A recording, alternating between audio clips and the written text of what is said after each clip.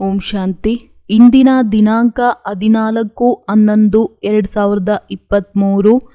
ಮಧುರ ಮಕ್ಕಳೇ, ಮನುಷ್ಯರನ್ನು ದೇವತೆಗಳನ್ನಾಗಿ ಮಾಡುವ ಸರ್ವೀಸಿನಲ್ಲಿ ವಿಘ್ನಗಳು ಅವಶ್ಯವಾಗಿ ಬರುತ್ತವೆ. ತಾವು ಕಷ್ಟವನ್ನು ಸಹನೆ ಮಾಡಿಯೂ ಈ ಸರ್ವೀಸಿನಲ್ಲಿ ತತ್ಪರರಾಗಿರಬೇಕು.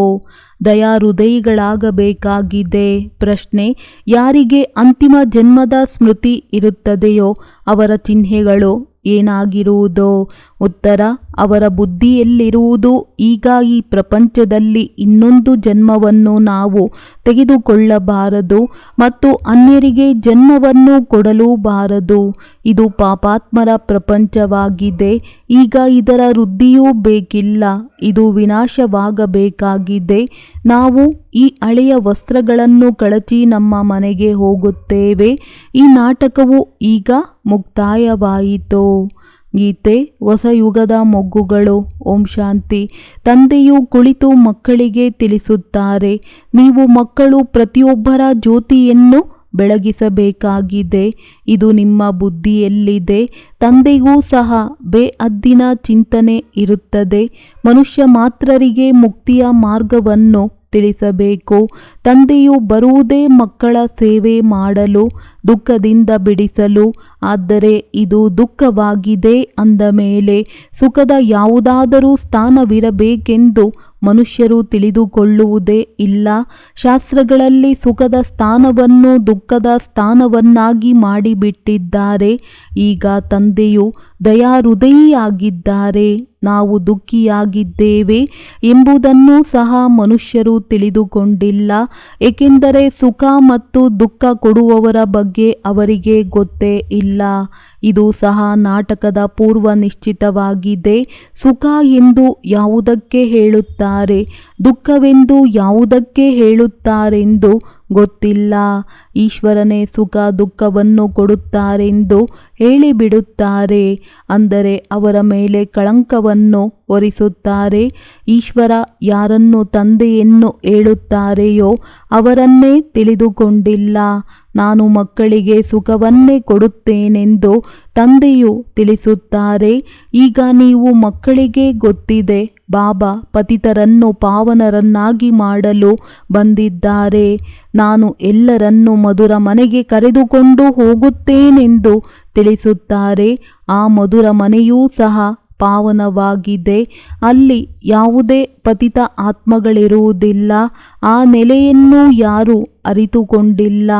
ಇಂಥವರು ನಿರ್ವಾಣಕ್ಕೆ ಹೋದರೆಂದು ಹೇಳುತ್ತಾರೆ, ಆದರೆ ತಿಳಿದುಕೊಂಡಿಲ್ಲ.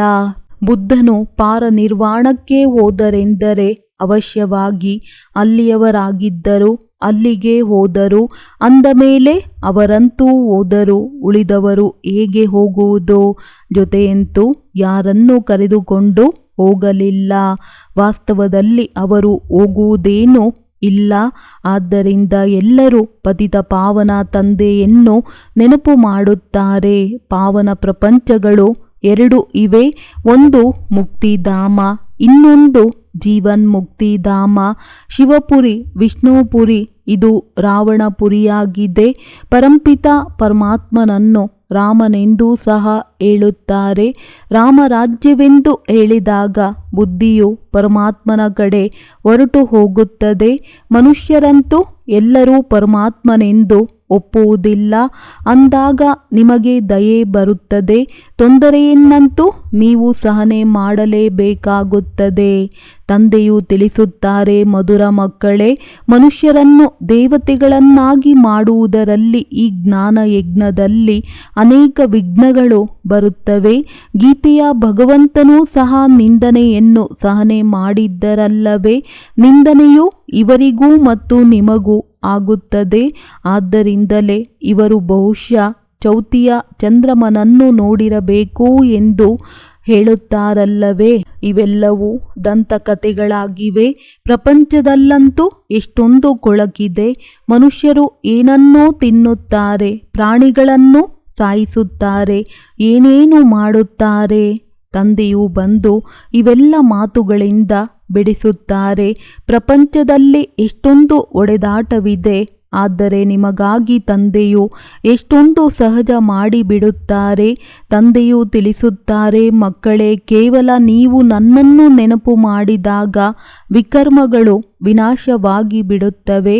ಎಲ್ಲರಿಗೂ ಒಂದೇ ಮಾತನ್ನು ತಿಳಿಸಿ ತಂದೆಯು ಹೇಳುತ್ತಾರೆ, ತಮ್ಮ ಶಾಂತಿಧಾಮ ಸುಖಧಾಮವನ್ನು ನೆನಪು ಮಾಡಿ.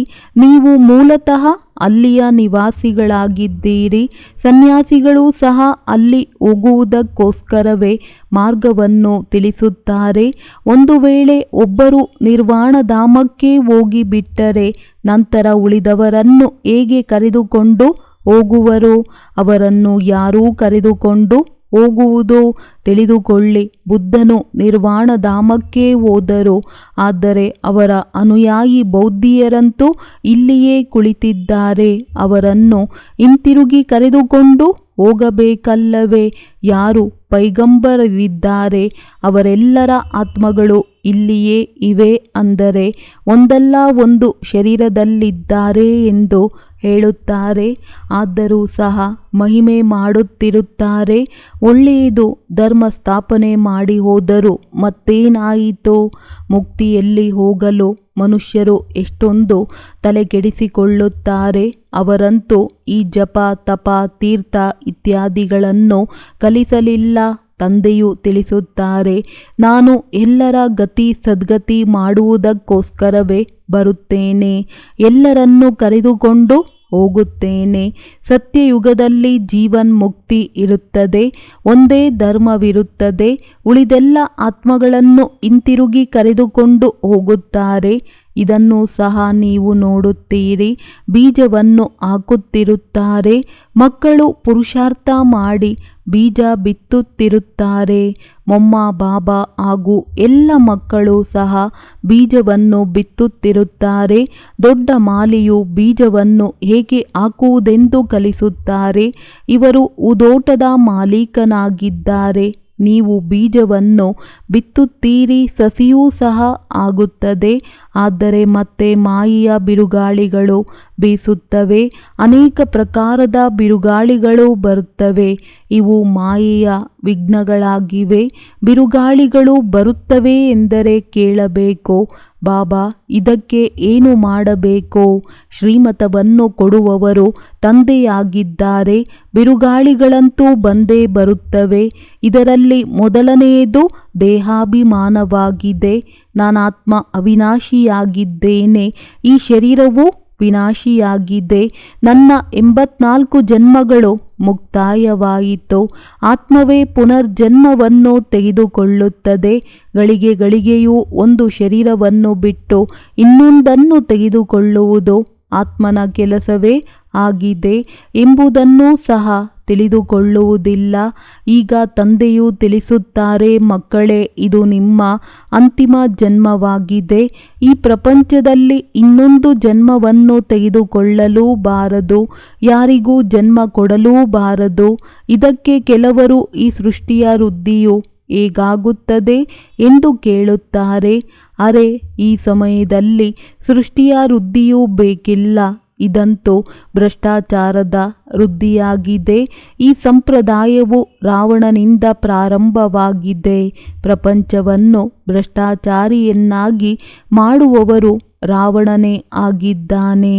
ರಾಮನು ಶ್ರೇಷ್ಠಾಚಾರಿಯನ್ನಾಗಿ ಮಾಡುತ್ತಾರೆ. ಇದರಲ್ಲಿಯೂ ನೀವು ಬಹಳ ಪರಿಶ್ರಮ ಪಡಬೇಕಾಗುತ್ತದೆ. ಗಳಿಗೆ ಗಳಿಗೆಯೂ ದೇಹಾಭಿಮಾನದಲ್ಲಿ ಬಂದು ಬಿಡುತ್ತೀರಿ. ಒಂದು ವೇಳೆ ದೇಹಾಭಿಮಾನದಲ್ಲಿ ಬರದೇ ಇದ್ದರೆ ತಮ್ಮನ್ನು ಆತ್ಮನೆಂದು ತಿಳಿದುಕೊಳ್ಳುವಿರಿ.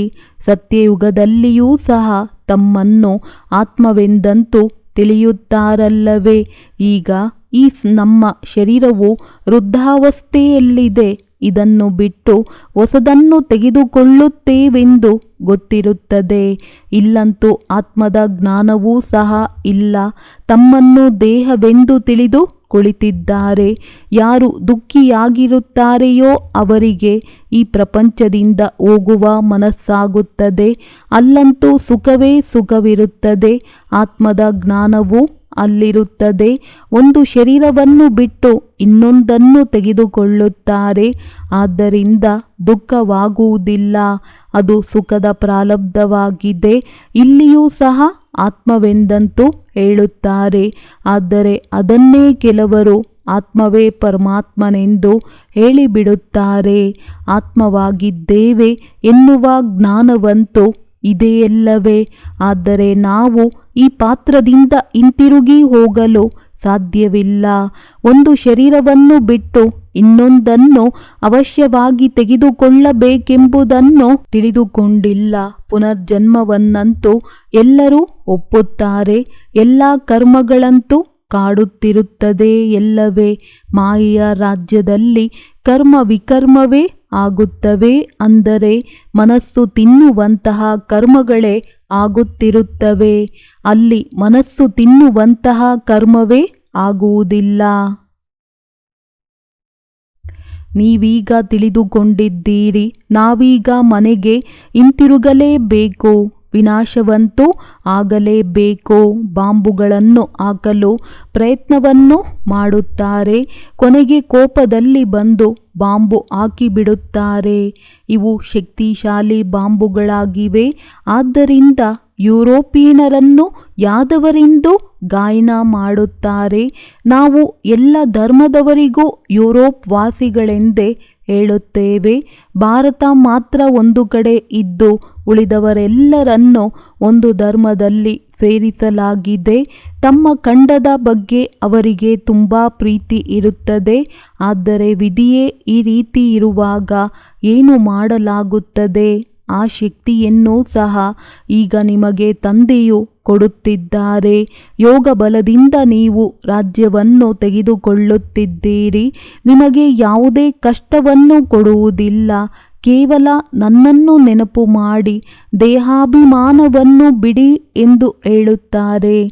ನಾನು ರಾಮನನ್ನು ನೆನಪು ಮಾಡುತ್ತೇನೆ, ಕೃಷ್ಣನನ್ನು ನೆನಪು ಮಾಡುತ್ತೇನೆ ಎಂದು ಹೇಳುತ್ತಾರೆ. ಆದರೆ ಅವರು ತಮ್ಮನ್ನು ಆತ್ಮನೆಂದು ತಿಳಿದುಕೊಂಡಿದ್ದಾರೇನೋ? ಆತ್ಮವೆಂದು ತಿಳಿದುಕೊಂಡಿದ್ದರೆ ಆತ್ಮನ ತಂದೆಯನ್ನು ಏಕೆ ನೆನಪು ಮಾಡುವುದಿಲ್ಲ? ಆದ್ದರಿಂದ ಪರಂಪಿತ ಪರಮಾತ್ಮನಾದ ನನ್ನನ್ನು ನೆನಪು ಮಾಡಿ ಎಂದು ತಂದೆಯು ಹೇಳುತ್ತಾರೆ. ನೀವು ಜೀವಾತ್ಮನನ್ನು ಏಕೆ ನೆನಪು ಮಾಡುತ್ತೀರಿ? ನೀವು ದೇಹಿ ಅಭಿಮಾನಿಯಾಗಬೇಕು. ನಾನು ಆತ್ಮನಾಗಿದ್ದೇನೆ, ತಂದೆಯನ್ನು ನೆನಪು ಮಾಡುತ್ತೇನೆ. ತಂದೆಯೂ ಸಹ ಆಜ್ಞೆ ಮಾಡಿದ್ದಾರೆ. ನೆನಪು ಮಾಡುವುದರಿಂದ ವಿಕರ್ಮವು ವಿನಾಶವಾಗುತ್ತದೆ ಮತ್ತು ಆಸ್ತಿಯೂ ಸಹ ಬುದ್ಧಿಯಲ್ಲಿ ನೆನಪಿರುತ್ತದೆ. ತಂದೆ ಹಾಗೂ ಆಸ್ತಿ ಅರ್ಥಾತ್ ಮುಕ್ತಿ ಹಾಗೂ ಜೀವನ್ಮುಕ್ತಿಯಾಗಿದೆ. ಇದಕ್ಕಾಗಿಯೇ ಕಷ್ಟಪಡುತ್ತಿರುತ್ತಾರೆ. ಯಜ್ಞ ಜಪ ತಪ ಮುಂತಾದವುಗಳನ್ನು ಮಾಡುತ್ತಿರುತ್ತಾರೆ. ಪೋಪ್ನಿಂದಲೂ ಆಶೀರ್ವಾದಗಳನ್ನು ಪಡೆದು ಹೋಗುತ್ತಿರುತ್ತಾರೆ. ಇಲ್ಲಂತೂ ತಂದೆಯು ಕೇವಲ ದೇಹಾಭಿಮಾನವನ್ನು ಬಿಡಿ, ನಿಮ್ಮನ್ನು ಆತ್ಮನೆಂದು ನಿಶ್ಚಯ ಮಾಡಿಕೊಳ್ಳಿ ಎಂದು ಹೇಳುತ್ತಾರೆ. ಈಗ ನಾಟಕವು ಮುಗಿದಿದೆ. ನಮ್ಮ 84 ಜನ್ಮಗಳು ಪೂರ್ತಿಯಾಗಿವೆ. ಈಗ ಮನೆಗೆ ಹಿಂತಿರುಗಬೇಕಾಗಿದೆ. ಎಷ್ಟೊಂದು ಸಹಜ ಮಾಡಿ ತಿಳಿಸುತ್ತಾರೆ. ಗೃಹಸ್ಥ ವ್ಯವಹಾರದಲ್ಲಿರುತ್ತಾ ಇದನ್ನು ಬುದ್ಧಿಯಲ್ಲಿಟ್ಟುಕೊಳ್ಳಿ. ಹೇಗೆ ನಾಟಕವು ಮುಗಿಯುವ ಸಮಯದಲ್ಲಿ ಪಾತ್ರಧಾರಿಯು ಇನ್ನೂ 15 ನಿಮಿಷ ಪಾತ್ರ ಮಾಡಬೇಕೆಂದು ತಿಳಿದುಕೊಳ್ಳುತ್ತಾರೆ. ಈಗ ಈ ದೃಶ್ಯವು ಪೂರ್ಣವಾಗುವುದಿದೆ. ನಾವು ಈ ವಸ್ತ್ರಗಳನ್ನು ಕಳಚಿ ಮನೆಗೆ ಹೋಗುತ್ತೇವೆಂದು ಪಾತ್ರಧಾರಿಗಳು ತಿಳಿದುಕೊಳ್ಳುತ್ತಾರೆ. ಈಗ ನಾವು ವಾಪಸ್ ಹೋಗಬೇಕು.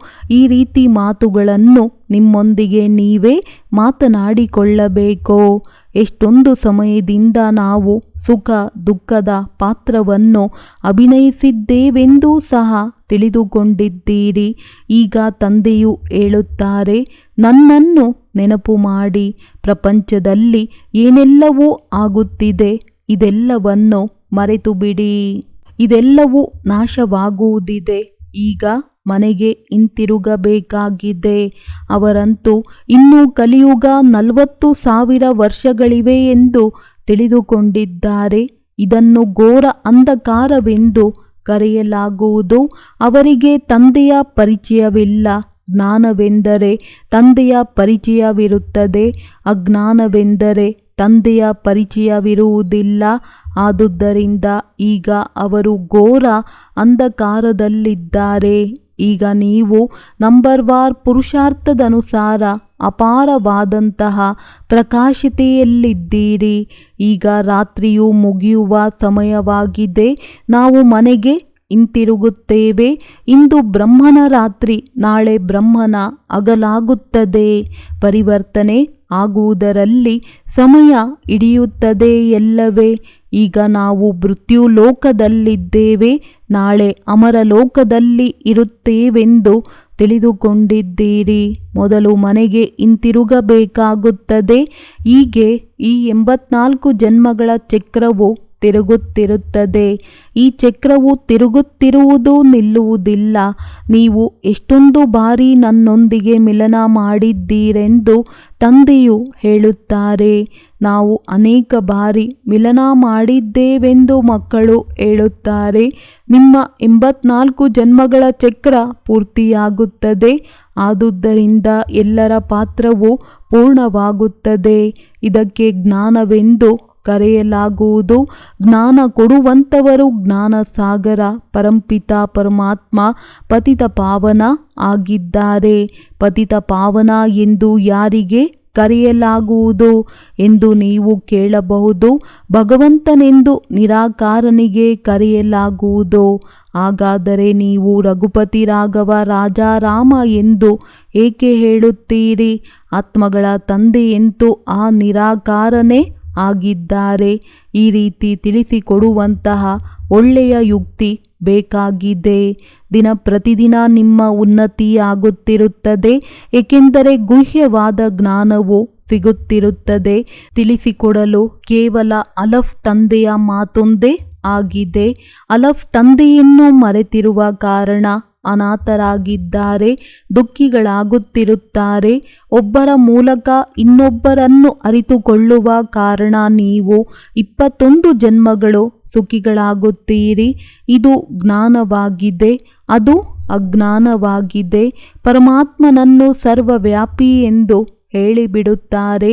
ಅರೆ, ಅವರಂತೂ ತಂದೆಯಾಗಿದ್ದಾರೆ. ನಿಮ್ಮೊಳಗೆ ಭೂತಗಳು ಸರ್ವವ್ಯಾಪಿಯಾಗಿವೆ ಎಂದು ತಂದೆಯು ಹೇಳುತ್ತಾರೆ. ಪಂಚವಿಕಾರಗಳೆಂಬ ರಾವಣ ಸರ್ವವ್ಯಾಪಿಯಾಗಿದ್ದಾನೆ. ನೀವು ಈ ಮಾತುಗಳನ್ನು ತಿಳಿಸಬೇಕಾಗುತ್ತದೆ. ನಾವು ಈಶ್ವರನ ಮಡಿಲಲ್ಲಿದ್ದೇವೆ ಎಂಬ ಅತಿ ದೊಡ್ಡ ನಶೆ ಇರಬೇಕಾಗಿದೆ. ಮತ್ತೆ ಭವಿಷ್ಯದಲ್ಲಿ ಈ ದೇವತೆಗಳ ಮಡಿಲಲ್ಲಿ ಹೋಗುತ್ತೇವೆ. ಅಲ್ಲಂತೂ ಸದಾ ಸುಖವಿರುತ್ತದೆ. ಶಿವತಂದೆಯು ನಮ್ಮನ್ನು ದತ್ತು ತೆಗೆದುಕೊಂಡಿದ್ದಾರೆ. ಅವರನ್ನು ನೆನಪು ಮಾಡಬೇಕು. ನಮ್ಮ ಹಾಗೂ ಅನ್ಯರ ಕಲ್ಯಾಣ ಮಾಡಿದಾಗ ರಾಜ್ಯವು ಸಿಗುತ್ತದೆ.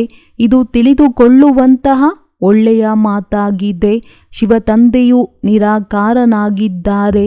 ನಾವು ಆತ್ಮರೂ ಸಹ ನಿರಾಕಾರ ಆಗಿದ್ದೇವೆ. ಅಲ್ಲಿ ನಾವು ಅಶರೀರಿಯಾಗಿದ್ದೆವು. ತಂದೆಯಂತೂ ಸದಾ ಅಶರೀರಿಯಾಗಿಯೇ ಇರುತ್ತಾರೆ. ತಂದೆಯು ಎಂದಿಗೂ ಶರೀರವೆಂಬ ವಸ್ತ್ರವನ್ನು ಧರಿಸಿ ಪುನರ್ಜನ್ಮವನ್ನು ತೆಗೆದುಕೊಳ್ಳುವುದಿಲ್ಲ.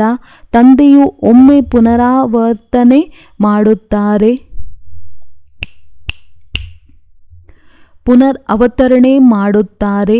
ಮೊಟ್ಟಮೊದಲು ಬ್ರಾಹ್ಮಣರನ್ನು ರಚಿಸಿ ಅವರನ್ನು ತಮ್ಮವರನ್ನಾಗಿ ಮಾಡಿಕೊಂಡು ಅವರಿಗೆ ಹೆಸರಿಡಬೇಕಾಗುತ್ತದೆ ಎಲ್ಲವೇ.